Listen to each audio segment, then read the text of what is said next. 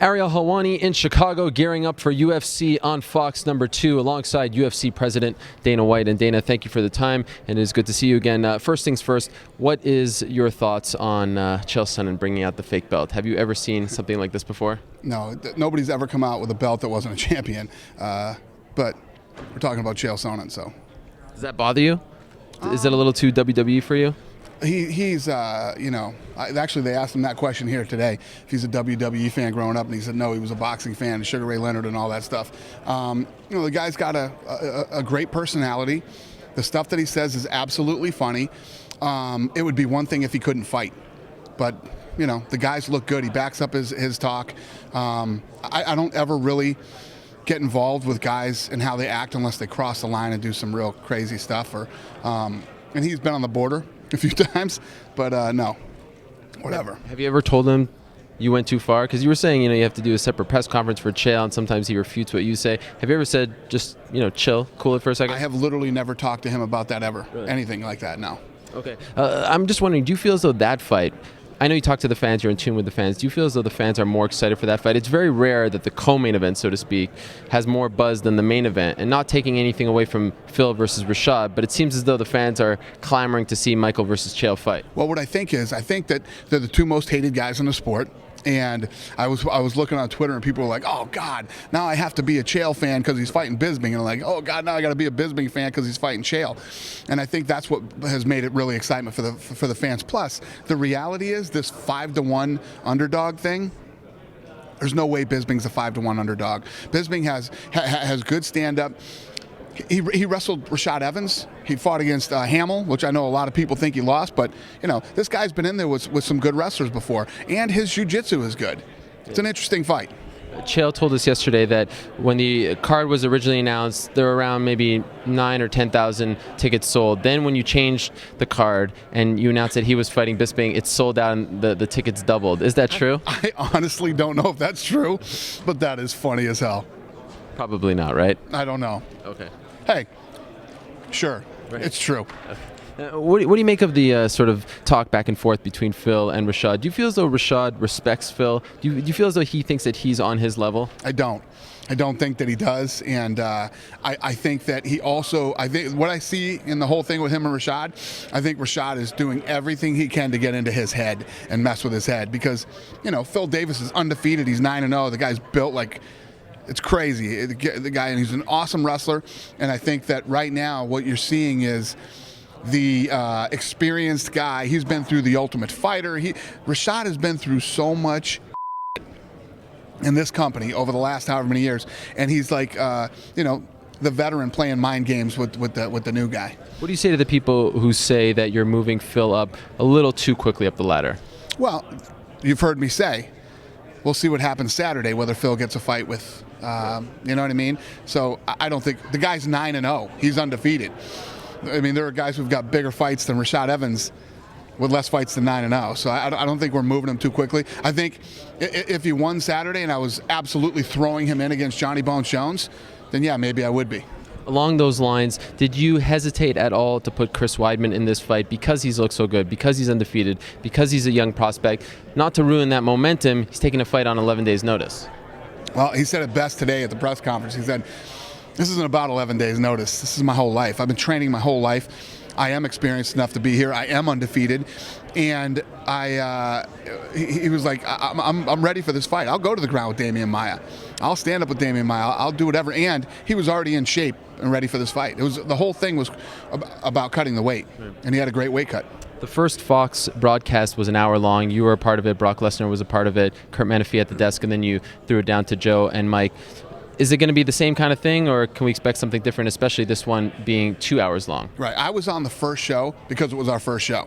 The desk this time will be Kurt Menefee, Randy Couture, and Johnny Bones Jones. They'll be the analysts. Yes. And will there be as much talking, or will there be more action? For example, if there's a bunch of quick fights, will you show some undercard fights? Yes. Okay. Yes. This is going to be the regular format. What everybody has to understand is that Fox fight that we did was not part of our deal. This was an extra thing where David Hill said, let's throw a fight on before. Let's throw a big party. Let's kick this thing off. We're proud to be in the UFC business. Let's do it. So we put the heavyweight championship And now people are the fight was a minute long. It's a fight, We had a minute of fighting, an hour of talking last time. Hopefully this time we'll have, a lot more fighting and a lot less talking. But yes, the answer is we will fill fights in there. You're going to see the regular UFC. Why didn't you do a primetime for this card? Because we're doing a primetime right now on Condit Diaz. Right. So at the end of the day, probably invest more in the pay-per-view, right? For this, in terms of the schedule now, right? What do you mean? Well, there's a lot of promotion for Fox and whatnot, but maybe that fight needs a little more amping up and Fox, get the buzz. Fox is getting, what do they have, 52 million people watching the game the other night, and they're pumping the fight. Right. Why would we have to do, what I mean? That's my point. Oh. Okay. Well, that was a stupid question. Well, I just wanted to hear it from you. Oh, still a stupid question. All right. Well, but go ahead. And just curious, 8.8 million it peaked at. Is that sort of the benchmark here, or do you I have no idea. I figure if we do 8.8 million people with a minute of fighting, we're going to do really good with, a couple hours of it. Right. I just want to get your thoughts on a couple more things before we let you go. You obviously mentioned football. You were very happy that the Patriots won on Sunday. Remember all the talking you had at the beginning when I don't. Oh, okay. What happened? Buffalo won the first game, and, you thought you were... I'm a Giants fan. New York. Crazy? Traitor! Crazy? Oh, so you got two teams, so you can flip-flop. No, I don't. I've never liked the Bills. Oh, interesting. Yeah. Okay. You've been working too much. Anyhow, back to the fights. A lot of people were upset on Twitter. You were saying, I'm watching football, my website is hacked. People said my credit card info is on the site. You don't care. What's going on? What do you say to those people? Yeah, people said my website, it's what it was is you had all these people that are part of this whole internet thing that's going on that were doing that. You're not going to play games with me. I'm not going to play games with you people. These guys went in and hacked our website. They moved our URL. That's what they did. First of all, the system that we have set up at UFC is very good. For people, but there's guys out there. These internet guys are geniuses. These guys are hacking government websites. This stuff's going to happen. And no, nobody's stuff was compromised. But again, I just had this conversation earlier. You have a lot of people, including yourself, and yes, I will call you out, and all the other journalists that are terrified of the media, of the internet. They're terrified of the internet. What makes you say that? It's a fact. I've dealt with it for the last 10 years with you guys. Guys are terrified of the internet, but don't feel bad. Based on what? I'm just curious. There's senators and lots of other people that are terrified of the internet. What would we be scared of? We work on the internet. What would we be scared of? You're scared of the people? Of the people. You're absolutely afraid. But based on what? Of the people. Don't play games. You know you are. You are, and all the other guys that were standing here today are terrified of the internet. I'm not. I'm not afraid of the internet. It's a place where cowards live. Okay? And the way that this whole thing has gone down, them hacking our site was the best thing they could have ever done for us. Because what that does is now you look like terrorists. And now a lot of people that were afraid of you now hate you. There's a way. Is this bill perfect? No bill is perfect. You mean the SOPA and PIPA? So no bill is perfect. I think this thing started off with the right idea. Stealing is stealing. If you walk into a store and you steal a watch, or if you steal a pay-per-view, it's still stealing. But there's this whole generation that grew up when everything is free on the internet, and they don't want to see that change. And I understand that. I get it. But it's not right. There's something that needs to be worked out that works for everybody, whether it's the UFC, stealing pay-per-views, stealing people's songs, the artists, whether it's movies or whatever it might be. There's an answer to fix this. Is this bill perfect? And I see people like that on Twitter and stuff, people who get it and say the same thing, and I agree with them. And I've never talked about this before.